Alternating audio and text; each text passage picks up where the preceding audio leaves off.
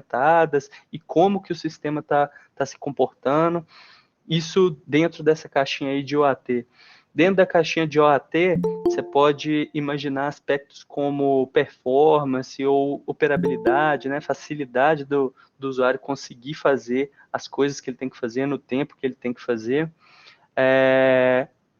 Aceitação contratual regulatória. Alguns sistemas mais sensíveis, né, eles vão demandar algum tipo de certificação, você vai precisar usar uma criptografia específica, você vai estar precisando usar alguma solução específica que foi estabelecida em contrato, né, quando você vai trabalhar num projeto de software.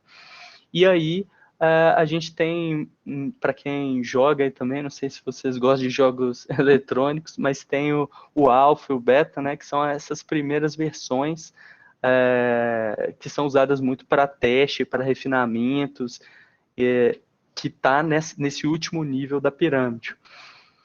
Então, assim, mais uma vez, vocês podem enxergar aí na base da pirâmide como o mais básico, né? E aí a gente vai subindo.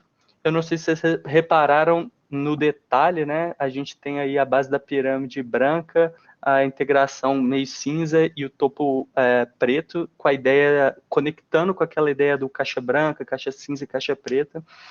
Você pode imaginar que esses testes de unitário, integração, sistema, aceitação, eles vão se distribuindo no conceito anterior, de acordo com essa imagem aqui. E, não menos importante, em questão de velocidade, né, que você consegue implementar essas coisas e, consequentemente, também custo, né, quanto que eu vou demorar e quanto que eu vou gastar para implementar testes unitários na minha aplicação para ter uma cobertura X, quanto que eu vou demorar para implementar um teste end-to-end na minha aplicação. Tipicamente vai ser mais complicado implementar esses que estão aqui no topo da pirâmide. Tem a referência aí do Papaléguas e do Coyote, não sei se todo mundo conhece, mas imagino que sim, é bem famoso. Beleza, então assim, esses dois conceitos assim, eu acho que são muito importantes para a gente começar a ver, né, outros aspectos aí, talvez mais práticos mesmo, né, tipo a chamada do Meetup teste de software na prática. Pô, Alexandre, mas estamos falando um monte de conceito aqui, mas calma lá, pessoal, a gente vai começar a falar de coisas mais práticas mesmo e como que isso tudo aqui pode se encaixar no projeto de software que você tem, que você trabalha, enfim. Então, passando aí a bola, a gente queria começar a falar um pouco aí de boas práticas e más práticas, né? E como que isso vai para o dia a dia, o que funciona, o que não funciona. Opa, vou falar um pouquinho aí sobre má prática e boa prática. Já puxando um gancho aí do que o Alexandre falou, né? Quando a gente não tem uma base, quando a gente não tem um fundamento bem consolidado, que foi justamente o que ele trouxe, a gente acaba incorrendo em algumas más práticas, né? Então, a gente separou aqui 3 más práticas que a gente costuma encontrar com muita frequência no mercado, e eu vou falar sobre essa má prática e como que a gente pode fugir dessa má prática, né? Então, como que a gente corre para o lado oposto dessa má prática? E é muito frequente, é muito comum a gente ter um QA no time atuando apenas no final do processo. Então, isso é um problema muito recorrente, é muito comum, porque as pessoas acham que você só vai testar ou que você só pode testar no final do processo como um todo. Mas, ao longo do tempo, a gente tem tomado uma nova visão com relação ao processo, ao papel do QA dentro do time, né? O QA, ou o tester, esse analista de qualidade mesmo de software. Geralmente, esse profissional, ele tem uma visão bem analítica. Então, você pode e deve aproveitar esse profissional em diversos momentos do processo de desenvolvimento de software, né? Então, a gente tem aí até duas abordagens. Esse desenho mostra, né, que Primeiro, a prática, aqui está por último aí, né? A abordagem tradicional que coloca o teste apenas no final. Então, a gente quer fugir dessa abordagem para aproveitar ao máximo o papel desse analista de qualidade. Então, o objetivo é colocar esse analista de qualidade, esse profissional que tem uma visão analítica, em todas as etapas do processo. Então, a gente pode pensar logo no início, na concepção, colocando esse profissional para atuar juntamente aí com um analista de negócio, com o PO, que seja. Então, esse profissional, ele consegue, trazendo a sua visão negocial, a sua visão analítica, propor novas condições de teste já logo no início, propor cenários, fluxos alternativos que, às vezes, o analista de negócio não enxerga. E esse profissional, por ter uma visão mais técnica relacionada a teste, ele já pode fazer isso. Então, o objetivo é aproximar esse profissional de todos, na verdade, aproximar do time, né? Antigamente ele ficava muito isoladinho no final, e agora a gente vai trazer esse profissional para dentro do processo como um todo. Então, nessa primeira etapa, ele pode colaborar e deve colaborar nesse processo de documentação, não escrevendo de fato, ele até pode escrever, até pode ajudar nessa escrita, mas ele ajuda nessa concepção como um todo. E logo em seguida, se a gente pensar logo na próxima etapa, que seria a parte de codar mesmo, a parte de interagir com o dev, esse analista ele tem um processo, ele pode atuar muito efetivamente nesse processo de desenvolvimento, se aproximando do dev também. Então, ele vai trazer esse conhecimento negocial que ele adquiriu logo lá no início, começando a interagir com esse dev. É muito comum e funciona muito quando o dev abre o código para mostrar para o tester. Então, antes mesmo de entregar para o analista de qualidade lá para esse tester, ele pode mostrar rapidamente, porque eles passam pelo fluxo, pelos fluxos alternativos, pelas exceções, e se acontecer de encontrarem um erro logo no início, ali no desenvolvimento, esse card, né, pensando aí num contexto ágil, esse card nem precisa chegar de fato no tester ali. Então, a gente já aproximou esse cara do analista de negócio, a gente viu que tem esse benefício, aproximou do desenvolvedor, viu que tem esse benefício. Quando chega para ele testar, já vai chegar com uma regra negocial muito melhor, ele já vai ter um conhecimento do contexto como um todo, então ele vai criar os seus testes de uma forma muito mais assertiva e muito mais rápida. Então você ganhou qualidade, você ganhou tempo, você economizou, porque provavelmente o erro que ele pegou junto com o dev, ele não vai mais encontrar aqui, então evita que esse dev tenha que codar de novo em cima dessa funcionalidade. E lá, quando a gente entrega essa funcionalidade, o analista de qualidade ainda tem a missão de, junto com a área de negócio, entender de fato se aquela demanda está de acordo com o que foi especificado. Então, ele consegue extrair tudo aquilo que o cliente, que o negócio passou para ele, e ele leva de volta para o time. Então, ele criou todo esse contexto, ele acompanhou do início ao fim. Então, o que eu quero, principalmente nesse ponto, trazer para vocês é que se você tem um analista de teste, um QA que está atuando só lá no finalzinho, você está perdendo dinheiro e você está perdendo uma mão de obra aí que poderia estar te ajudando em todas essas etapas. Pulando aí para o segundo ponto já, né? Então, a gente tem... Opa, não, pode... Aí. Pulando aí para o segundo ponto, a gente tem algo que é muito comum, a pessoa acha que tem um teste muito extenso e acha que garante qualidade, mas na verdade não. A garantia de qualidade está muito atrelada ao conhecimento que esse tester tem. Então, se ele tem um conhecimento bom sobre o sistema, ele vai provavelmente criar testes mais assertivos.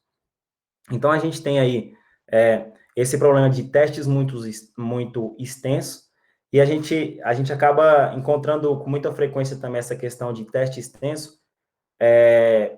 Em algumas empresas falam o seguinte: eu não preciso de um tester ou de um QA, porque eu vou colocar 98% de cobertura de código aqui nos testes unitários. Será que esse meu teste está sendo efetivo? Será que realmente eu estou cobrindo alguma coisa com esse meu teste? Porque a gente pode escrever lá os testes unitários e esse teste, de fato, não está cobrindo o que deveria estar cobrindo no código. E a gente tem já também outra vertente que fala o seguinte: eu não vou fazer nenhum teste unitário, porque lá no meu front-end, lá, o meu analista de qualidade, o meu tester, que só está atuando lá no finalzinho, vai me garantir que não vai ter nada quebrado. E não adianta nada eu criar um monte de teste lá no meu front-end, achando que essa extensão de teste vai me garantir a qualidade. Não. Quando o efetivo mesmo é a gente encontrar um meio termo aí e colocar essas duas abordagens para conversar. Então, eu necessito de ter esses dois testes e eu posso encontrar um meio termo para que a gente ganhe escalabilidade ao longo do tempo, né, e produtividade. E esse terceiro item, na verdade, ele vem meio que para reforçar o primeiro, né, porque já pensando num contexto aí, no mundo ágil, no Scrum, Kanban, que seja, a gente vê muito lá uma coluninha só de teste de QA e acha que o fato de ter uma coluna de teste QA, só porque aquela sua demanda passou por aquela coluna, você garante qualidade. Não. A garantia de qualidade, ela é um ciclo, ela é uma garantia ao longo do tempo de desenvolvimento. Então, esse cara vem para reforçar aqui. Vou repetir aqui, porque é muito importante. Se você tem um analista de qualidade ou um tester que só está atuando no final, você está perdendo dinheiro, está perdendo produtividade. Beleza? Vamos pular para o próximo slide aí, Alexandre, por favor. Aí, vamos falar um pouquinho de boas práticas agora. Pode ir aí. A gente trouxe essa tabelinha para falar um pouco sobre boas práticas, já pensando em concepção, em algo negocial, e boas práticas pensando na parte de desenvolvimento. Então, quando a gente fala na concepção, o analista de negócio, ele também tem a missão de aproximar o analista de teste dele, porque é um trabalho que pode andar muito e tem muita sintonia. Então, o analista de teste, ele tem uma visão macro do negócio, então a gente já falou disso, mas ele vai ganhar muito lá na frente. O analista de teste, o analista de qualidade, ele tem a permissão e ele tem a missão de validar os artefatos. Então, tem requisitos funcionais, não funcionais, eu tenho ali o layout antes, ele pode dar uma olhada nisso, ele deve dar uma olhada, até mesmo pegar esse layout, dar uma repassada com a área de negócio, para ver se é aquilo que eles estão esperando mesmo, entre outros. Ele identifica cenários não cobertos pelos critérios de aceite. Foi isso que eu falei logo lá no início. Quando você aproxima o analista de qualidade do analista de negócio, a gente começa a mapear fluxos que talvez não foram pensados, né? Então, você tem critérios de aceitação, novos critérios surgindo, a gente tem fluxos alternativos que talvez não foram pensados, a gente ganha muito com isso. E o último ponto aí na parte de concepção que a gente tem é a categorização, juntamente com o time, de possíveis cenários para automação. Na concepção, a gente já começa a ter noção do que realmente, de fato, é crítico ou não para o nosso software, né? Então, a gente já começa que eu digo, o analista de qualidade já começa a pensar e a instigar o time de qual fluxo e qual cenário é mais importante para que a gente garanta dentro de um processo de automação. Basicamente, é isso que eu trouxe aqui na concepção. E já pensando aqui na parte do desenvolvimento, no desenvolvimento ele tem a missão de auxiliar o time na construção e execução de testes. Testes esses unitários, integrados e testes de interface, entre outros. Só reforçando aqui que o teste unitário, dependendo do nível do tester ou do QA, ele tem que colar muito no dev para conhecer do código. Então, pode ser que a gente acabe andando um pouco mais devagar no início, para que o tester faça esses testes unitários, mas ao longo do tempo você tira isso meio que das costas do dev, e aí o analista de qualidade consegue levar isso sozinho durante um tempo. Ok? Obviamente que não sozinho, porque o teste unitário a gente trabalha muito com a integração, então tanto o dev deve fazer, quanto o QA ele tem essa missão aí de auxiliar também nos testes unitários. teste integrado também é a mesma coisa. E o teste integrado também é muito importante que o analista de qualidade ele tenha a visão negocial, porque às vezes ele tem que validar alguns retornos de contrato, esse tipo de coisa. E o teste de interface também leva muito em consideração o negócio. Juntamente com o time, ele estabelece quality gates. Bem a grosso modo, quality gates seriam as políticas de qualidade. Então, a gente fala muito de quality gate quando a gente está trabalhando com o Sonar, mas não necessariamente só o Sonar. A gente pode utilizar essas políticas de qualidade para estabelecer, aí no caso, de complexidade de código. A gente pode fazer N validações, N verificações de cobertura, de o que está coberto ou não no código. Então, isso também é junto com a parte de desenvolvimento que a gente estabelece isso. Mas o penúltimo ponto aí, ele valida a entrega junto à área de negócio. Então, eu já falei, mas vale reforçar que ele pega as informações com a área de negócio e traz para dentro de casa, traz para o time. E fala, olha, a área de negócio ela tem uma tendência de seguir por esse caminho. Então, talvez ele mude o pensamento do time para seguir uma determinada condição dentro da parte de desenvolvimento. E dentro da parte de desenvolvimento também, ele tem a missão aí de agendar os testes de regressão. Os testes de regressão, a gente costuma comentar muito que a gente faz quando vai subir uma nova versão, mas não necessariamente, a gente pode fazer durante o processo como um todo, né, para a gente garantir que não vai quebrar, ou que eu, pelo menos no nosso ambiente de desenvolvimento, eu já posso fazer uma regressão, não é só no ambiente quando vai subir para a produção. Esse cara tem a missão de verificar o contexto que foi categorizado pelo time como prioridade, como um todo, né. Basicamente é isso que eu queria trazer aqui agora, como uma prática e boa prática. Vou passar agora a bola para o Rodrigão aí para complementar um pouco sobre boas práticas. Boa. Me tiraram de más práticas de propósito, tá? Senão eu ia ficar falando de dor, falando mal. Eu falando, não, Rodrigo, você ficar ali na boa prática para dar tudo certo. Brincadeira, pessoal, vamos lá. Vou continuar falando um pouquinho mais de boa prática, então, tá? Seguindo aí o que o mestre Amaro e o Alexandre preparou o terreno aí pra gente, beleza? Tá. Bom, vamos lá, vou tentar ser o menos polêmico possível nesse sentido, tá? Mas nesse primeiro slide eu vou falar um pouco da pegada de QA como cultura, né? Então, o QA ali, ele não vai só executar testes, ele não vai só automatizar esses cenários de testes, não vai fazer só automação, né? Quando a gente fala de QA, a primeira coisa que vem na mente da galera de mercado é a cereja do bolo, que é a automação propriamente dita, né? Mas, o QA é bem mais do que isso, né?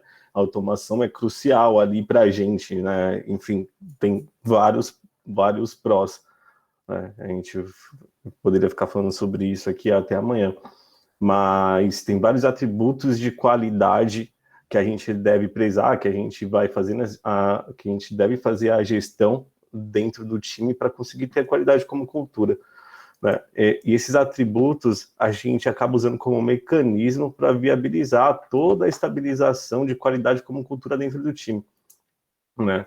Então, muita coisa que a gente vê por aí, por exemplo, é a gente não ter uma base, né? Você vê que aqui na nossa apresentação a gente começou falando de alguns conceitos, né, mais tradicionais, que, como eu falei ali no chat, é ótimo, é importantíssimo a gente saber para montar, para ter o nosso senso crítico, para entender nesses frameworks de hype, de mercado, vamos dizer assim, qual que faz sentido, qual que não faz sentido, qual que atende a boas práticas de testes, qual que não atende, né? E desses mesmos conceitos mais técnicos que a gente pegou ali, tem pontos que são interessantes a gente trazer para a estratégia de testes funcionais, manuais ali também, né? Então, a partir do momento que a gente define uma boa estratégia de teste lá, desde o início, né, por consequência, na outra ponta, né, a gente vai ter uma entrega mais consolidada, né?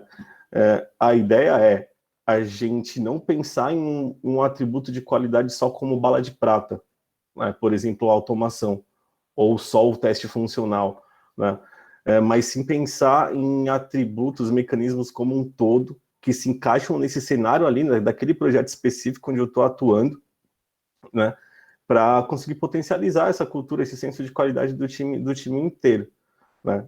O que eu quero dizer com isso, né? Normalmente a gente fala muito que um QA, né, a gente provoca muito, né, que um QA transite por 3 pilares, né? Pilar tech, de processo e de negócios. A gente potencializa muito que o QA tem essa visão holística dentro do projeto onde essa pessoa QA está inserida, né?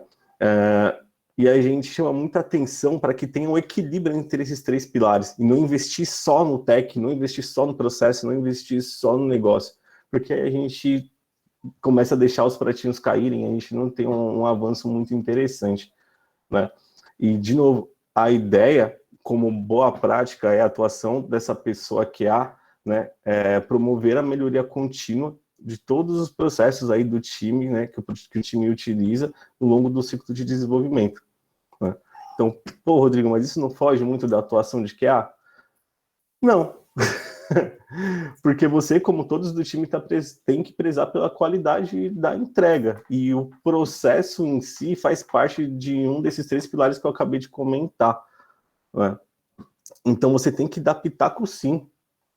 Você tem que entender sim como que as coisas estão acontecendo dentro do desenvolvimento, né? E não só mover o card de doing para done ali da coluna de QA, como uma das dores que o Mestre Amaro falou aí anteriormente para a gente, né? Tem até a figura, né, esse desenho de to do e done e o quality assurance passando por todos os ciclos, porque realmente isso é real, e isso faz uma diferença absurda para a gente, né? Então, você pegar desde o início, lá, desde a Inception, uma cerimônia parecida, que tem a discussão de produto, e você como que participe dali, né, para ser mais proativo quanto à qualidade e não tão reativo, nossa, isso faz uma diferença absurda e seria show de bola, né? Faz total diferença você pegar uma tarefa e atuar como que há no to-do ou antes do to-do, do que se você pegar só nessa camadinha de teste aqui, como está no desenho do slide.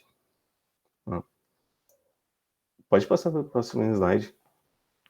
Aqui a gente vai falar um pouco sobre que é a Ágil, né? Aqui já dá um spoiler que é sobre Scrum, mas eu queria fazer uma observação de que não existe framework bala de prata, né?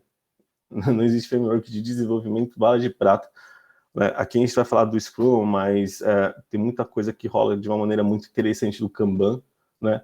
E no final das contas, aqui a gente vai falar um pouco do posicionamento de cada cerimônia também, dando um outro spoiler, mas a ideia, puxando o gancho do slide anterior, é que a atuação do QA, como boa prática, seja do discovery ao delivery, né?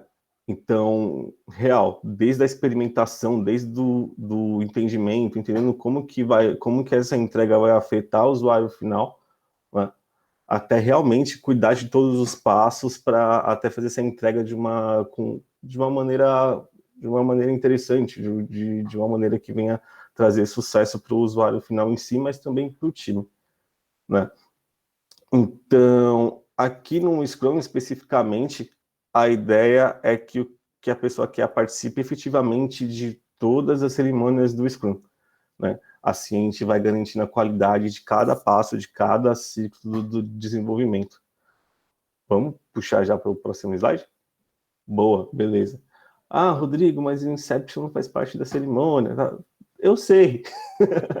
Tudo bem. É só para a gente colocar, tentar provocar na cabeça de vocês a importância de participar numa cerimônia de discussão de produto, de entendimento do escopo funcional mesmo, do que vai rolar durante a esteira de desenvolvimento, né? Então, se você está numa cerimônia de Inception, ou até mesmo uma reunião para discussão de produto, seja lá o nome que alguém der para você, se tiver a oportunidade de participar, seja um dos primeiros a levantar a mão, né?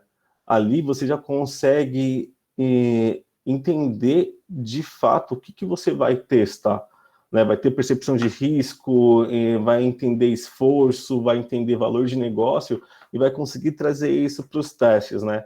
Na verdade, você vai entender quais atributos de QA que você vai usar para testar aquele produto, né? Então, lembra que o Alexandre trouxe lá no começo da apresentação, né? Ou toda a experiência que você teve na sua jornada como um profissional, né?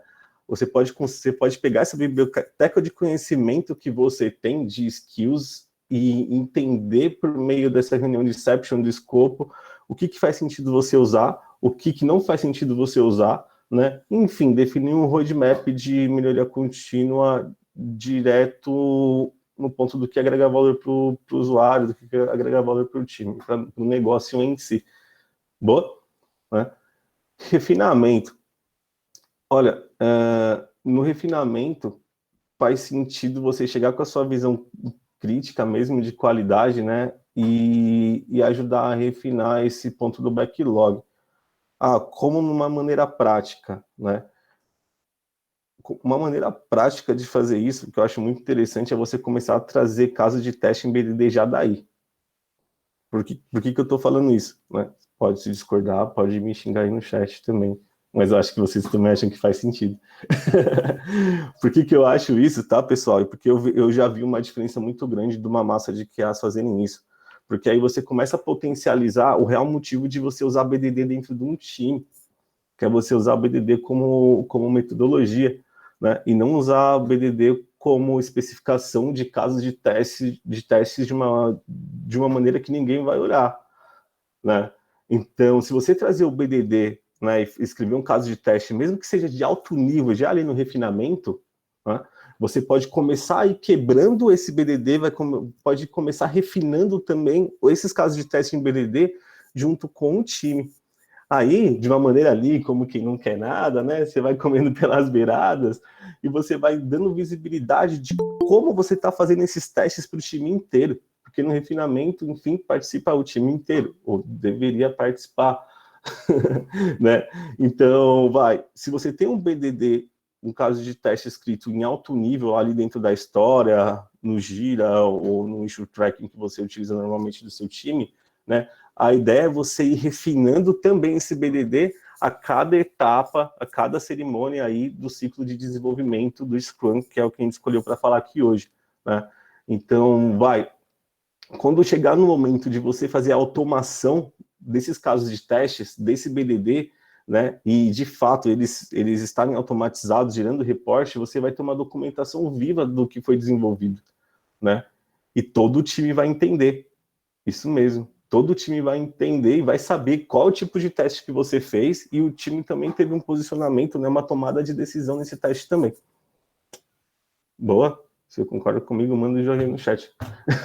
Se não, manda o negativo. Se não concorda, não manda o negativo, não. Pode continuar assim. Brincadeira, a gente vai bater um papo melhor no final. Sprint Planning. Tem uma galera que estima o esforço no refinamento, e tem uma galera que estima esforço no Sprint Planning. Eu não vou entrar no mérito do que é o certo ou errado aqui no sentido de aplicação do Scrum, tá bom? Mas vamos colocar o estimar o esforço para cada tarefa aqui dentro do Sprint Planning, né?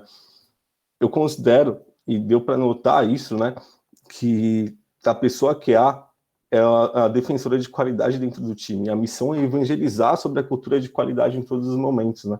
E um dos momentos mais importantes é justamente quando você levanta a bandeira para um time que não pensa em teste, e na hora de estimar esforço, fala, galera, e aí? Por que a gente não está estimando esforço de teste aqui? Você está estimando só seu desenvolvimento de front, só seu desenvolvimento de back, e os testes? Você não faz teste unitário?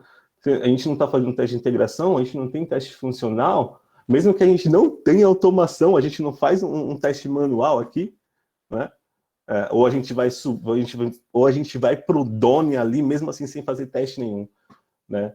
É uma boa provocação que você pode fazer nesse sentido, né? E na sprint, de fato, aí você começa a automatizar todos os fluxos de teste. Rodrigo, eu vou esperar para automatizar só na sprint? Não, acontece uma porrada de coisa entre essas cerimônias do Scrum, né? Isso que a gente está considerando um Scrum rodando redondinho, entre aspas, né? Então tem uma porção de atividades que você consegue fazer em paralelo. claro, depende da demanda do time, maturidade, enfim. Mas tem uma porção de melhoria contínua que você consegue fazer nesse sentido, né? Na sprint você vai automatizar esses casos de testes, né? Visando todos os critérios de aceite da área de negócios que você tem ali na história, mas também considerando os seus conceitos de teste que você traz aí na sua jornada, como os exemplos que a gente deu lá atrás, né?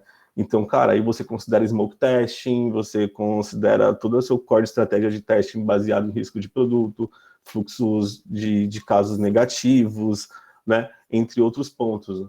Não quer dizer que você vai pegar aquela história para você atuar e você vai fazer só o que está ali, só o que está escrito, né? Cara, isso não é aceitável, mas isso não é o que é esperado de um QA ágil, né? E de nenhum QA, na verdade, né? Dele a gente é esperado, né, que seja discutido todos os impedimentos com os desenvolvedores, que seja feito acompanhamento de todas essas tarefas, né? Então, não quer dizer que o QA deve ficar calado dentro da dele, né? Muito pelo contrário, tem que questionar, tem que entender quais que são os blocos, o que isso afeta nos testes, né? Você pode falar de melhorias ali, dar uma provocação de melhoria ali direto na dele, puxar para bater um papo depois, né? Esse perfil de evangelizador é interessantíssimo na dele ali, ter esse tato, né? Dentro da review, a gente continua com a inspeção e a adaptação do produto, né, pensando em toda a qualidade da entrega. Então, dentro do review, se você tem aquele BDD, por exemplo, que está sendo refinado e você já tem algo de automação ali, provavelmente tenha já, você já consegue executar essa automação, né, e executar para o time inteiro e pegar o feedback disso, né, e entender como que está a saúde do produto ali, né, e de fato passar um reporte executivo e discutir isso com o time. É uma oportunidade absurda de você dar visibilidade do quanto que a automação entrega valor, por exemplo, né? Na retrospectiva, lavação de roupa suja. Mentira, tô brincando. Na retrospectiva, o que se espera realmente é que tenha uma colaboração, né, na inspeção e adaptação do processo, né? É onde a gente senta e fala, putz, galera, essas foram as minhas dores quanto que há, né? E eu acho que a gente pode melhorar, mas também dar sugestões de melhoria. E eu acho que é isso quanto Scrum de uma maneira macro, assim, né? A gente também vai para um cenário de falta de testes, o que isso ocasiona, né? Aí eu já levanto a bola para o mestre Alexandre.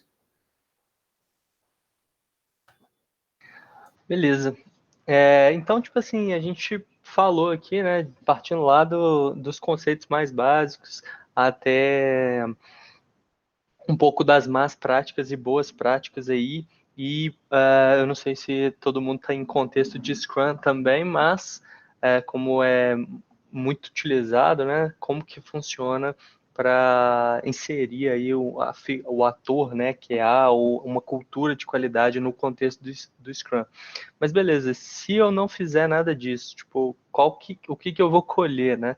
E o que a gente vê aí, até estou citando um relatório, né, da Tricentis, que as falhas de software, esse relatório de 2017, eles custaram tipo 1,7 trilhão de dólares. E foi maior do que o ano passado, né? Como a área de software está super quente e tal, tem cada vez mais, pelo menos na minha percepção, a gente vai ter mais problemas. A gente está fazendo mais software mais rápido. Existe, né, toda uma pressão assim, não, tem que fazer, tem que terminar, tal, tal, tal. E como que a gente pode combater, né, o resultado final, que é a utilização e o bônus da automatização, né, da automação que o software traz para diferentes indústrias. Então, assim, essas falhas são muito, muito caras. E se a gente tem testes, a gente consegue combater um pouco disso. Provavelmente, a gente economizaria grande parte aí desse 1,7 trilhão. Coloquei aqui também no final da apresentação, tipo, um custo do bug, né? é uma matrizinha assim. E o que eu quero trazer para vocês como conclusão é: quanto mais tarde a gente deixa para descobrir os erros de uma aplicação, para começar a testar a aplicação, mais caro vai ser para a gente. Então, se a gente tiver, como o próprio Thiago falou, começando lá do início, inserindo uma cultura de qualidade, o ator, né, do que há em todos os processos que a gente tem no desenvolvimento, a chance é a gente ficar mais próximo aqui desse 1x. Se a gente negligencia tudo isso, a gente começa a ir para o extremo oposto aí, e aí todo mundo sabe como é caro, né? Como é caro terminar um software e ele ser considerado assim, não, esse software está pronto para ir para a produção. Não, tinha um bug lá que impediu que, sei lá, você tem um e-commerce, tipo, você teve um problema lá que impediu que milhões de pessoas comprassem, ou até aplicações mais críticas, né? Tipo, alguma coisa de saúde, não sei, tem um sistema do plano de saúde, e aí tem exemplos históricos também, né? Tipo, bug do milênio, programação tipo para tecnologia espacial, coisas tipo assim, não, tinha um jato e aí o programador não contou que se o jato virar para baixo, investir um negócio lá, não foi testado, perdemos milhões de dólares, talvez bilhões. Então, tudo isso pode ser combatido, né? Eu acho que resolver, falar assim, vamos entregar software sem nenhum bug. Eu acho que isso aí a gente não pode falar, né? Pelo menos eu acho. Mas combater é necessário. Então, muito melhor no início. Então é isso, pessoal, de apresentação. Tipo, eu queria convidar vocês agora para um bate-papo mesmo. E para começar esse bate-papo, eu queria saber se vocês têm dúvidas sobre o que a gente falou, alguma curiosidade que vocês já trouxeram aí antes de vir, né, no Meetup. Não sei se já foi respondido de alguma forma, mas, enfim, alguma percepção que vocês tiveram, eu queria abrir aí para vocês falarem. Alguém gostaria de puxar alguma coisa? Pode mandar no chat e aí, tipo, fala depois. Ou se não, se também não tiver, eu tenho algumas aqui minhas.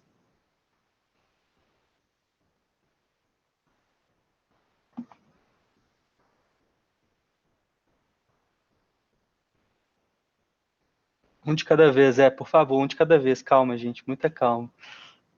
Todo mundo de uma vez não tem jeito.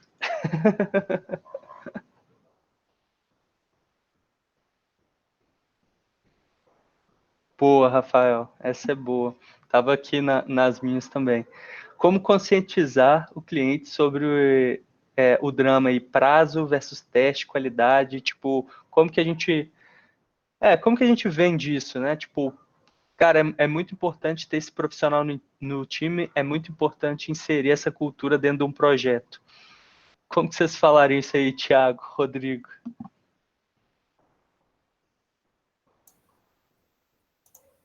Posso puxar a fila, mestre? Rocha aí, Rodrigo.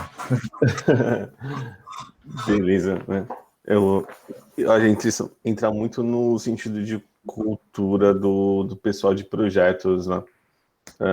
Eu acho que a partir do momento que lá dentro do projeto, quando você começa até de uma maneira mais básica, estimar o esforço de teste, né? E de pouquinho em pouquinho mostrar que isso agrega valor durante o dia a dia, o cliente acaba sendo impactado, né, dessa maneira, né?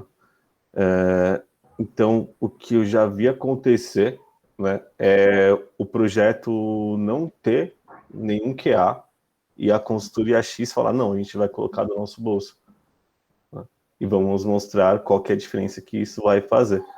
E ali era estimado o esforço de teste, ali foi feita automação, ali foi feito um reporte executivo de como que estava acontecendo esses testes, tinha uma visibilidade, né? E foi mostrado para o cliente Y ali, né? Então foi mostrado mesmo, por mais que uma POC, por mais que um momento enxuto ali, foi feito um investimento nessa pessoa e foi mostrado um valor na prática, né? E esse foi um cenário bonitinho, foi um cenário positivo, né? Mas o que rola muitas vezes é a experiência negativa, é a dor, né? Quando você tem um erro super grave em produção. Aí o cliente começa a aprender na dor o quanto que vale você prezar por qualidade dentro do time, né? Então, das duas, uma. Ou você vai por uma boa prática, mostra quanto que isso agrega valor no amor, né? Ali, com carinho, né? Ou senão o cliente vai sentir pela dor em produção, né? E isso não é o que a gente quer. Eu tenho uma visão também muito tentando conscientizar o nosso cliente, né? Então, o cliente sempre tem a expectativa de que o software, o sistema dele é o melhor possível, é o mais lindo, ele vai ficar muito rico com isso. Então, assim, esse é o conceito que ele só está criando um software porque ele quer, de fato, satisfazer a necessidade de alguém. Então, o que a gente pode trabalhar e como a gente trabalha é da seguinte maneira. Eu tenho que mostrar para ele o tamanho do sistema dele, as possibilidades que existem de fluxos dentro do software dele, né? Então eu preciso falar para ele, ó, você quer bancar um software sem teste algum com essa quantidade de fluxos que você tem hoje? Então, eu acredito que quando você passa essa responsabilidade para o cliente, ele assumir que pode ocorrer um erro, por mais que a gente não queira, em produção, e esse erro vai custar para ele, ele acaba dando um passo para trás, né? Então, ele deixa muito isso na mão agora do time mesmo que ele contratou, né? Então, vale a pena contratar esse analista de qualidade, né? Só dando um exemplo, eu trabalhei no Ministério da Educação um tempo, e aí eu era de uma fábrica apartada de qualidade. E aí chegou uma demanda que era muito prioritária, e falaram, ó, essa demanda não vai passar pelo time de qualidade. Era uma rotina que tinha que rodar, que colocava o software disponível eu não posso nem falar o nome do software, porque é utilizado por todo mundo que faz pós-graduação e graduação. Mas enfim, fica a dica aí. E não abriu, então ficou um dia fechado, e esse dia fechado perdeu muito. Então, assim, vale a pena trazer alguns conceitos e trazer alguns exemplos para mostrar que pode dar ruim, e se der ruim, vai dar muito ruim.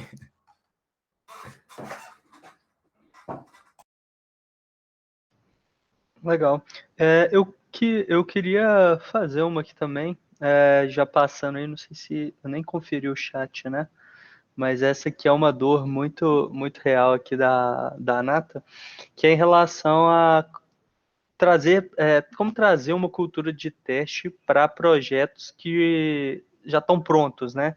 Tipo assim, o que eu quero dizer a gente não fez, vamos supor que o cliente não foi convencido, ele não quis arcar com o esforço, né, de ter uma cultura de qualidade e tudo mais, e agora ele está aprendendo pela dor, né, como o próprio Rodrigo falou. Se a gente fosse tentar correr atrás do que já passou, o que vocês consideram que seria mais relevante? Talvez até pensando um pouco naquela história lá da pirâmide, a gente, vamos entrar direto em teste de integração, teste de sistema, vamos tentar começar pelo basicão lá, escrever uma cobertura de testes unitários, e qual que é o trade-off aí de cada uma dessas coisas? Vocês têm uma resposta para isso? Sim, cara, então o projeto continua em andamento, certo? Sim. Tá, boa. Cara, normalmente eu faria um assessment para entender realmente se a gente não tem nada de teste, né? Porque às vezes não tem QA, mas o dev pode ser que ele não esteja usando o TDD, mas pode ser que ele tenha pelo menos uma mínima prática de teste unitário, por exemplo, né? Então, nesse assessment eu daria para entender o que de fato de teste está rolando dentro desse projeto e como que está funcionando a arquitetura, né? Entendendo isso, aí teria como você decidir por qual caminho você ia começar a fazer os testes propriamente dito, né? Se você ia usar pirâmide, colmeia, whatever, né? Mas vamos supor, dependendo da arquitetura ali, das regras de negócio, faz sentido você começar ali direto pelos testes de integração. Né? Normalmente é o que eu faço, mas tem cenários e cenários, né? Mas para eu não defender camadas de testes específicas, eu vou falar de uma maneira mais geral, tá bom? Então, cara, pensando no mercado hoje, faz todo sentido você olhar para produto, né, como um todo e descer para QA. Né? Aí você vai direto para o customer centric mesmo, sabe? É o que muita galera fala, que a experiência é a nova qualidade.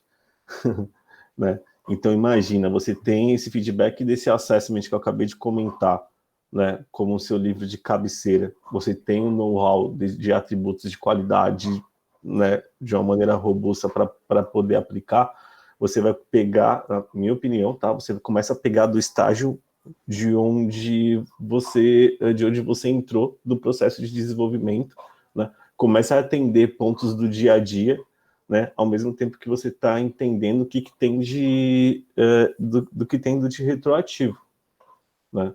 Porque assim você vai entender qual que é o core do negócio, qual que é o core do produto e vai começar a implantar os testes de fato dentro desse core, né?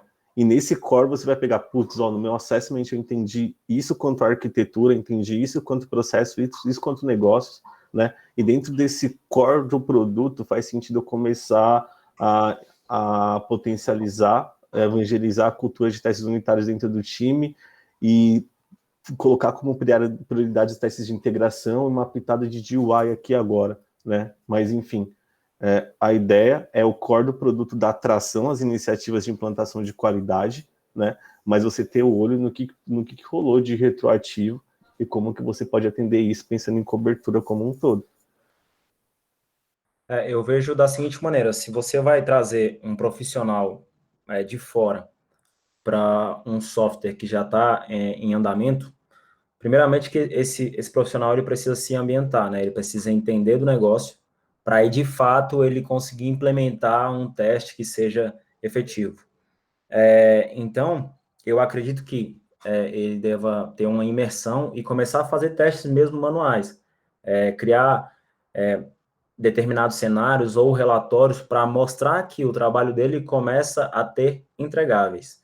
Então, à medida que ele vai ganhando conhecimento do negócio e vai entregando esses materiais, relatórios, mostrando fluxos de exceções que ele está cobrindo, aí ele pode começar a adentrar para esse processo, ou testes na interface de automação, testes de integração. Mas eu acho que o pontapé inicial é ele conhecer do negócio, começar a ter esses entregáveis, garantindo determinados fluxos, para aí sim embarcar nesse processo de automação. Legal. Acho que uma coisa que está vindo muito sempre, né, é a questão de contexto, né? Tipo, não tem como ter uma atuação efetiva, né, se você for trabalhar, às vezes, só no nível de código ou só no nível de tela, você tem que entender, né, o que está acontecendo para você conseguir fazer um teste relevante aí. Sim, sim, mestre. Eu vou parar de compartilhar aqui, até para a gente se ver melhor, né? Porque senão fica essa tela parada aí. E aí, eu já queria aproveitar um pouco essa questão de ter contexto, né? Para conseguir ser eficiente nos testes e tal, que me traz um segundo pensamento sobre viés, que é tipo assim, beleza, eu acho que você falou muito aí do QA tá próximo do dev até, né, em alguns casos e tudo mais, para o teste fazer sentido, né? Mas ele tá muito próximo, ele entender demais, não atrapalha ele a tipo fazer um negócio que não está enviesado para aquilo que está implementado? Eu vejo assim, pode ter esse viés, sim, mas existem maneiras que a gente busca para se blindar, né? Então, existem conceitos, quando a gente vai estudar mesmo a fundo a parte de teste de software, a gente busca estudar alguns conceitos, como partição de equivalência, que tem até no seu primeiro slide lá. Existem outros conceitos que aí a gente começa a criar testes que sigam algum conceito, algum contexto mesmo conceitual. Então, obviamente que eu tenho o meu viés, mas se eu seguir um padrão que já é estabelecido no mercado, eu vou cobrir da melhor maneira possível esse software, né? Então, eu vejo sim que a gente tem um viés, mas esse viés a gente pode fugir dele seguindo alguns padrões de mercado. Eu concordo, mestre. Assim, a gente consegue conquista um equilíbrio melhor, né? E, claro, associando todas essas práticas à prioridade da entrega, né? A prioridade do que a gente tem quanto ao escopo dentro do time. Entendi. Peguei aqui no chat, Rafael soltou uma que é polêmica aqui, que eu acho, é o TDD. TDD é ideal? Cara, o TDD bem praticado é lindo. Aí você imagina TDD mais o ATDD, nossa, seria show de bola ali, né? Só explicando o porquê do ATDD, porque eu mencionei ele do nada, assim, né? Porque ele é voltado a testes de aceitação, né? Então imagina que quando eu estava comentando ali no slide do BDD, que você pode ir refinando ele, né? Do um BDD de alto nível ali no refinamento, e você vai refinando ele durante as cerimônias, enfim. Imagina se você pegar isso como um ATDD que é voltado a critérios de aceitação.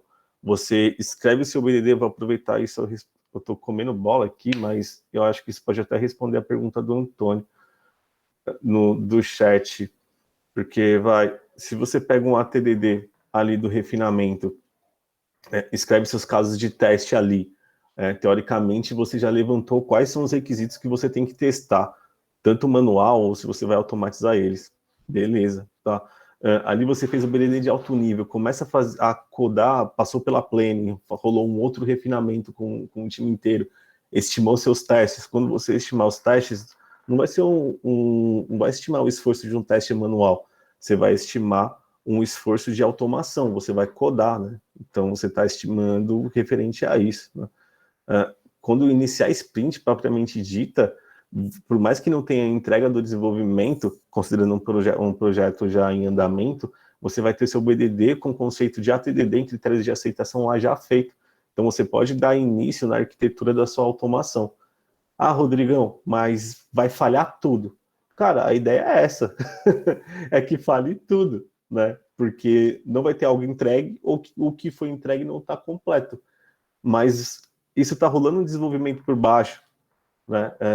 Enquanto você faz essa automação. Então, você vai conseguir ir alinhando com o time inteiro como que está rolando essa automação e o que você precisa em pair com o dev ou não para aquilo funcionar, né? Quando tiver a entrega do dev, considerando que sua automação também vai ter entregas incrementais, vai chegar a hora que você vai executar esses testes e vai ver de fato se funcionou ou não, né? Então, assim, você consegue fazer a sua automação ao mesmo tempo que o dev está codando a aplicação, né?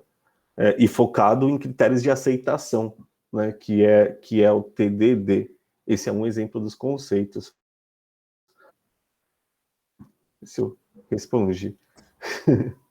É difícil falar que é alguma coisa ideal sem saber de fato o cenário, né? Sim. Porque o TDD demanda muito uma expertise do próprio dev ali, né? Então, talvez seja ideal para um cara que tenha o domínio do conceito mesmo de fato, né?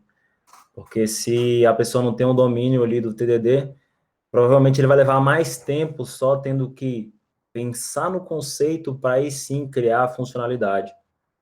Então, é um estudo que tem aí por trás, mas, de fato, eu acho fantástico, mas aí depende de cada pessoa, né? Sim, inclusive, obrigado por já ter comentado aí da pergunta do Antônio. Eu acabei indo lá para o final, né? E não fui indo na ordem aqui, mas já vi que tem outra do Jean também. E ele estava perguntando Na abordagem tradicional consta que o teste é realizado no fim do processo. Esse fim do processo seria ao final de cada sprint ou ao final de cada entrega? Tá, boa. Numa abordagem mais tradicional, não teria uma sprint, né? Então vamos se dizer que é ao final de cada entrega.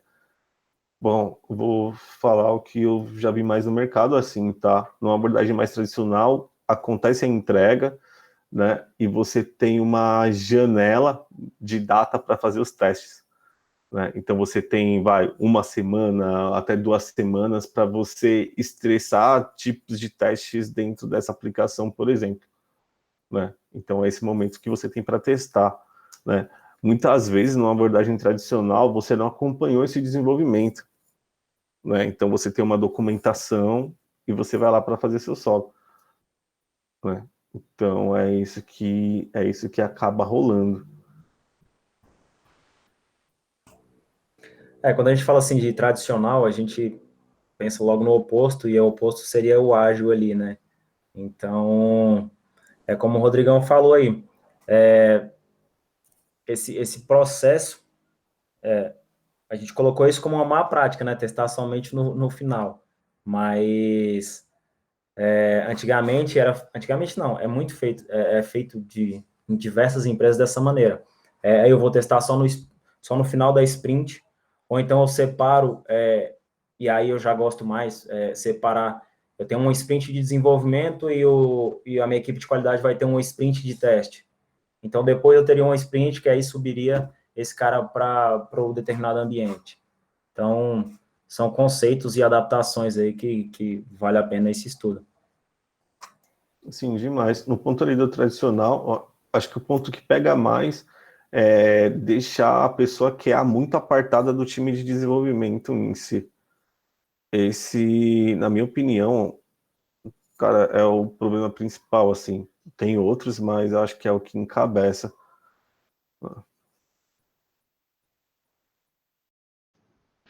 Beleza. Deixa eu ver aqui se tem mais alguma. Não, o chat está limpo. Então, queria falar um pouquinho até, que eu fiquei curioso aqui. Você falou muito do BDD e tal, né? E aí misturando com a questão do QA estar junto no processo até de refinamento, né, grooming e tal. Uma das dificuldades assim que eu vejo é especificar as tarefas de forma que não seja ambígua ou muito ampla, né, para o desenvolvedor. E aí eu fiquei pensando assim, poxa, será que ter um BDD que descreve um cenário ajuda na especificação de tarefa? Vocês já tiveram experiência nesse sentido de, tipo, incluir o BDD com task, com backlog, alguma coisa assim?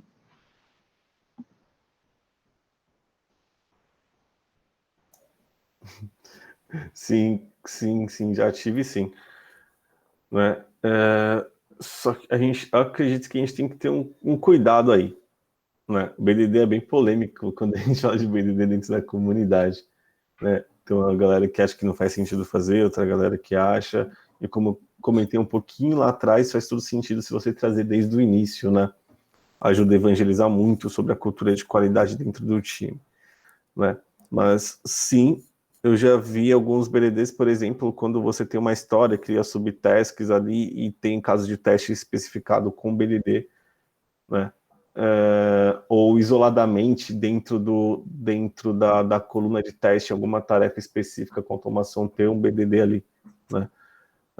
Na minha opinião, eu acho que se você usar o BDD desde o início e fazer essa prática de refinamento junto com o time e deixar isso de uma maneira democrática, eu não me importo que esse BDD esteja dentro de uma task, contanto que a prática que seja utilizada dele ali na automação prevaleça, saca?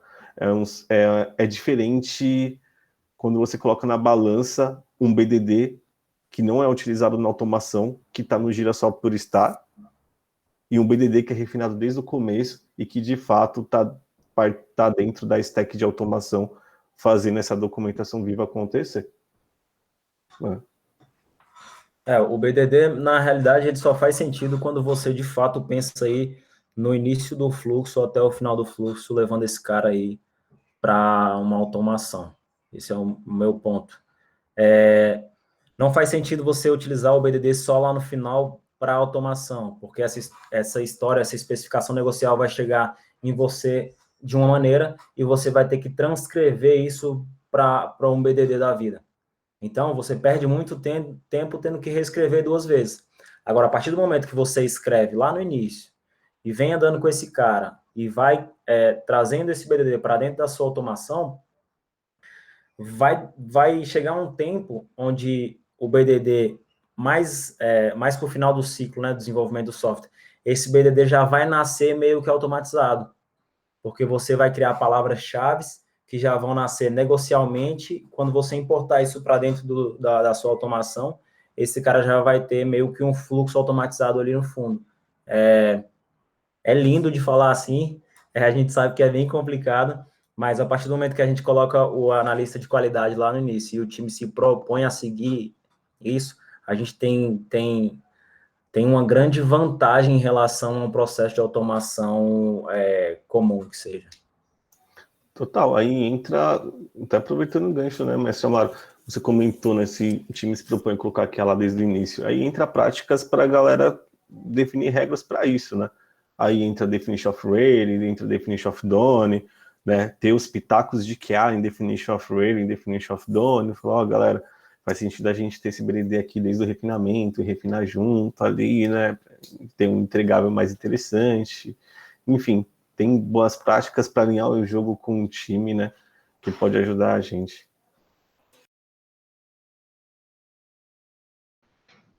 Acho que, mais uma vez, é aquela questão, né? Se é uma coisa que vem lá do início, é, faz mais sentido, assim. Se é uma coisa que vai ser inserida artificialmente, ela tem uma chance muito, muito alta de não ter o impacto e não vingar da maneira que seria adequada, né?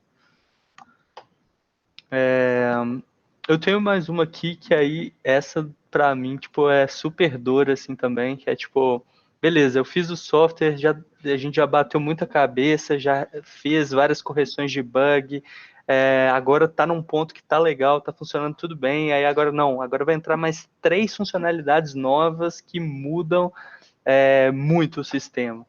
E a gente não quer deixar que o que já funcionava antes pare de funcionar, né? A gente tem casos absurdos de pequenas mudanças, tipo, gerarem muito grandes danos na aplicação. E aí eu queria entender com vocês, tipo assim, quais são os métodos aí, ou conjunto de práticas, não sei, que ajuda a gente com essa parte de regressão e com garantir estabilidade do projeto. É interessante a gente pensar aí, quando vai fazer uma mudança, a gente precisa antes ter um mapeamento, né? Se eu vou mexer em determinado endpoint, e esse endpoint vai impactar determinadas funcionalidades, é importante a gente ter esse mapeamento. A gente precisa entender aonde que eu vou impactar. Se a gente não tem um teste de regressão, porque nesse caso o ideal seria ter um regressivo aí, né? Então, a grosso modo, a gente precisa ter pelo menos um documento que descreva todas as integrações que a gente tem. Então, ou é o regressivo, ou é algum documento que especifique as integrações, mas basicamente é isso. Eu acho total, cara. Tirou o foco aqui, né, Laurinha? Oi, pessoal. Oi, pessoal. Acho total. Acho que quando a gente estava comentando muito do ponto de onde começar a fazer a implantação dentro do projeto que já está começando, né? Quando a gente comentou ali, entender o core, entender o negócio e usando atributos de qualidade nesse sentido, a partir do momento que você entende esse core, você começa a popular esse tipo de teste de regressão que o Amaro acabou de comentar, né? Aí não é só o teste de regressão. Tipo, putz, eu tenho um teste de regressão, mas dentro desse teste de regressão faz sentido eu ter uma estratégia de smoke testing, para quando tudo estiver pegando fogo e eu ainda não ter a cobertura de automação que eu preciso, eu saber por onde eu começar, por onde eu priorizar a execução desses testes, né? Porque imagina lá, você tem 200 casos de testes, você não tem a cobertura de automação que você deseja ter.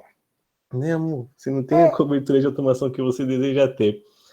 Mas você está fazendo manual, putz, você tem que iniciar por algum lugar, né? E como que eu vejo quais são os testes que são mais críticos e quais não são tão? Faz sentido pensar nisso.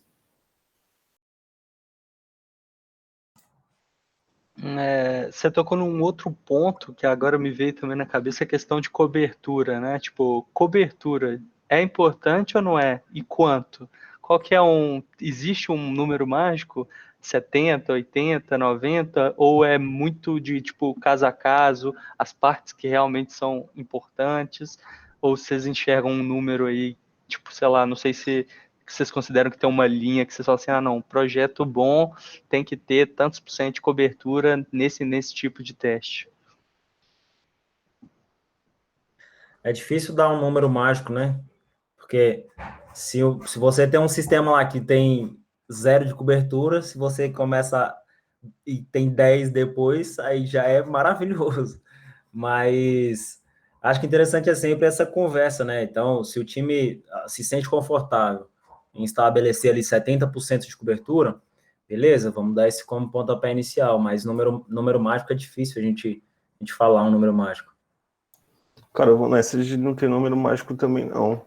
Porque não adianta você ter, sei lá, 90% de cobertura de teste unitário, mas pensar só em teste unitário. Entendeu? No final não vai adiantar nada. Para ser bem claro, transparente, assim. Da mesma maneira que só testes de integração também não vai adiantar nada. Né? Você precisa ter um equilíbrio entre os atributos que a gente está comentando ali desde o início, né? Agora, o que eu acho que é interessante é você ter, por exemplo, a análise da cobertura e trabalhar essa maturidade do time para chegar no nível dessa cobertura ser a nível de bloqueio, saca? Deixa eu tentar materializar um pouco mais o que eu tentei explicar aqui. Vamos supor que você está discutindo sobre quality gates na pipeline de CI/CD, tá? E você tem um Sonar ali. Beleza, ele vai avaliar testes unitários, qualidade do código, ele vai te dar a porcentagem do quanto que aquilo lá está saudável ou não. Aí, se você usa aquilo só como dashboard, mas você dá um bypass e passa mesmo assim, do que vai agregar valor? Né? Faz sentido você ter isso como quality gate se ele for bloquear a pipeline. Né? Então, acho que isso ilustra um pouco a questão de maturidade que eu tentei falar aqui. Né? Então, eu vou muito do ponto de que o processo manual tem que agregar valor para aí sim você fazer automação, né? A questão de cobertura, cara, na minha opinião, tá? Pode ser polêmico, mas desculpa, vem depois essa preocupação de cobertura. O processo manual começou a agregar valor, show, automatiza. A automação está agregando valor ali, a gente consegue aumentar a escala, beleza, estou começando a aumentar a escala com a automação. Show de bola. Aumentei a escala, vamos pensar em cobertura, aí o time vai estar maduro, a gente vai estar maduro quanto time, quanto qualidade dentro do time, ver a cobertura, aí trabalhando melhor, entendendo melhor esse relacionamento, essas porcentagens, a gente começa a tentar bloquear algumas entregas, ver qual que é o impacto disso, até bloquear entregas maiores e por aí vai. É tudo baby steps, uma coisa de cada vez.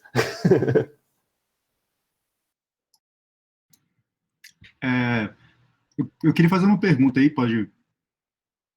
Opa, claro. Pode ir. Primeiramente, boa noite aí, galera. Obrigado pela discussão até então. Tá Boa noite, mestre. Muito bacana, apesar de eu ter chegado tarde. Então, tranquilo, só mandar uma breja. Então, eu queria perguntar sobre tipo casos de teste manuais e como usar isso como tipo uma ponte ali enquanto você constrói, né, uma suíte de automação e tal, e quais práticas são essenciais nessa questão.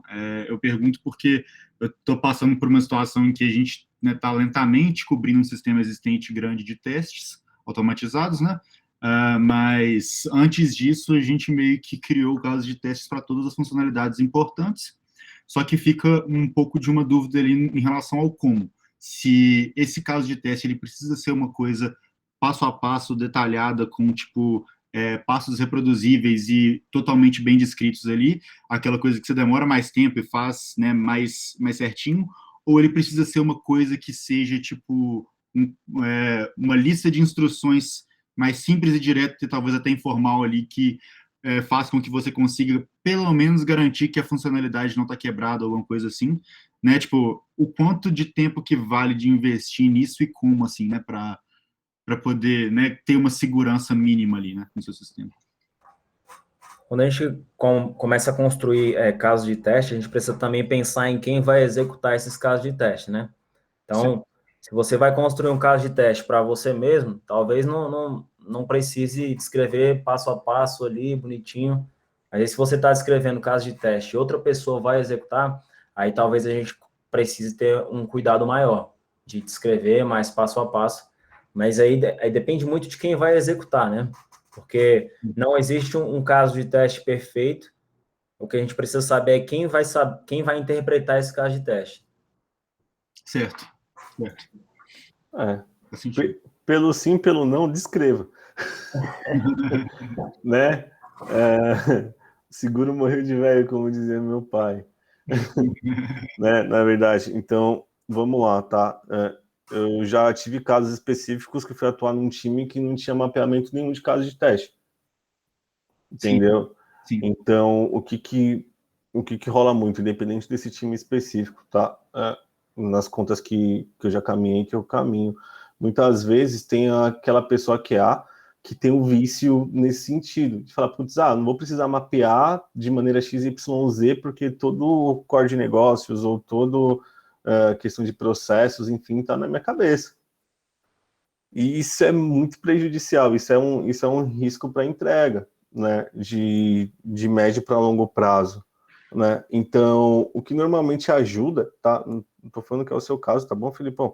Mas o que normalmente ajuda, por exemplo, é você começar de uma maneira básica, entender qual que é o fluxo de teste. Um fluxograma, por exemplo, não tem problema. E começar a especificar melhor qual que é o tipo de regra de negócio, quais são as regras de negócio que tem em cada camada ali da jornada do usuário, por exemplo. Tá falando de, como exemplo, um teste web ali, front-end, tá bom?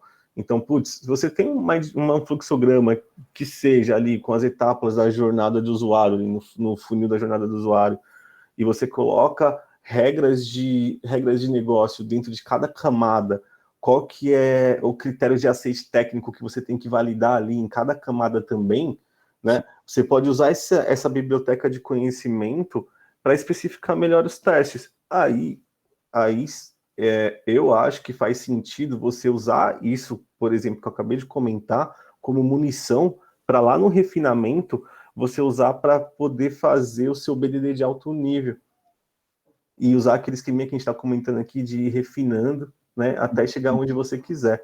Se você não tem automação hoje, está fazendo um teste manual, putz, estou fazendo um teste manual, posso abrir mão disso tudo? Na minha opinião, não, né? Porque entra aquela pegada de evangelização de qualidade ali, né? Então, hoje eu não tenho automação, mas se eu conseguir vender a ideia e conseguir ter automação ali a médio e longo prazo, você vai ter uma base sólida ali, como biblioteca de conhecimento, para utilizar na automação lá na frente, não é precisar ficar correndo, entendeu?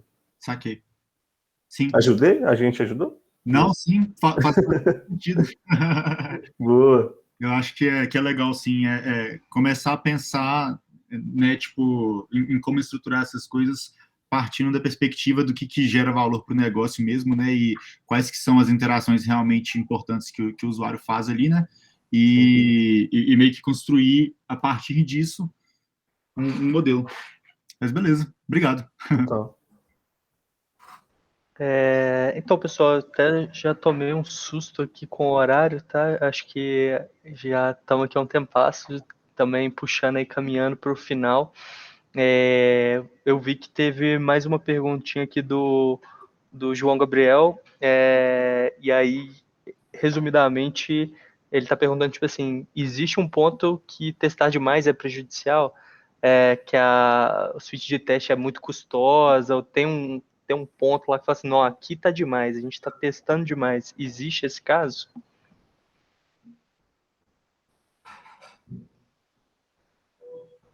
existe a partir do momento que você começa a deixar de entregar por ter esse excesso de cautela.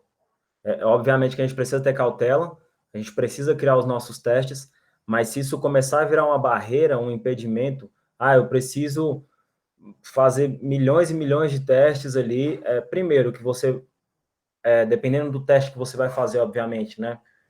Principalmente quando a gente começa a falar de teste end-to-end, que é um teste que demanda um tempo maior, a gente começa a perder um pouco mais de tempo com relação a isso. Então, a gente precisa colocar na barreira. Putz, já fiz vários testes, já cobri o que é essencial, já fiz os smoke tests ali que o Rodrigão falou, não encontrei nada quebrado. Meu time está sentindo segurança de promover essa funcionalidade aí para a produção, eu estou sentindo segurança? Beleza, o time está sentindo, segue o jogo. Mas é aquele negócio, tudo em excesso faz mal, né? Sim, total. Eu acho que isso que a Amora falou cai perfeitamente. Lembra da pirâmide ali, que tinha o Papaléguas, né, e o Coyote, enfim, né? Ali dá pra gente ter uma noção de quais são os testes, né, qual camada que é mais rápida a gente fazer teste, qual que demora mais. Aqui demora mais ali no topo, tinha essa pegada do end-to-end voltado para sistemas de UI, que é o que o Mestre Amaro comentou agora, né? Eu acho que entra o seu senso crítico, né, dentro da realidade do seu projeto. Então, para mim, faria mais sentido focar em testes unitários e ali de integração, bastante testes nessas duas camadas, que são os mais baratos e os mais rápidos, né, e deixar testes específicos ali do core do negócio para GUI de sistemas, né. Aí você tem uma maneira lean de pensar em testes, vamos se dizer assim, tá?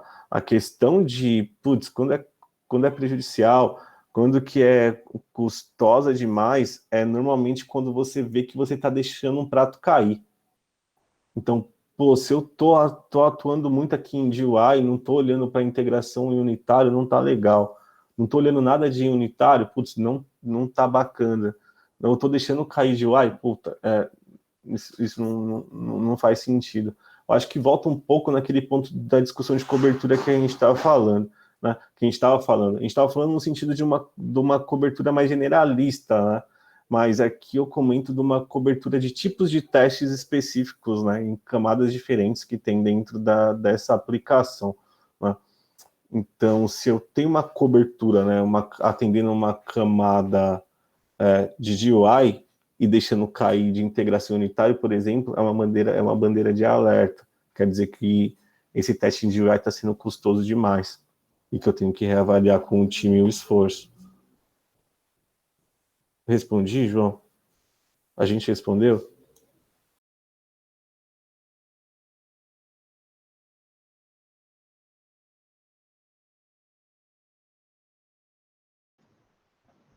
Respondeu. Beleza, então, pessoal. Como eu falei, já puxando aqui para o fim, teve mais uma aqui do Antônio perguntando sobre usar a lógica de diagrama de Pareto para esse tipo de coisa. Tipo, 20%, 80%. Por exemplo, para os mais complicados, usar 20%, para os mais simples, ficar com 80%, alguma coisa assim. Acho que foi isso mesmo a pergunta, Antônio? Sim, Eu interpretei aqui, né? Não, tem uma galera que usa diagrama de Pareto, sim. Né? Eu acho que aí entra dos atributos de qualidade, como que você avaliar isso, né? Tem uma galera que usa, enfim, analisa o coverage de uma maneira específica, dependendo da aplicação. Você usa Pareto para poder estimar o seu esforço dentro disso, não tem problema nenhum. É uma das práticas, tá? Normalmente eu vou segundo as prioridades das demandas que tem dentro do time, que tem dentro do projeto, né? Porque às vezes, por que eu tô falando isso, tá? Nossa, eu falo, caramba, Rodrigo, você tava metendo pau, né? Mas por que eu tô falando isso, tá? Porque às vezes a gente falou aqui de vários conceitos, vários pontos, vários atributos, né? Mas não existe mundo perfeito, né, gente? Então, às vezes, a gente está num time que tem uma alta demanda. Veja, eu não estou falando de um time de alta performance, estou falando de um time de alta demanda, né?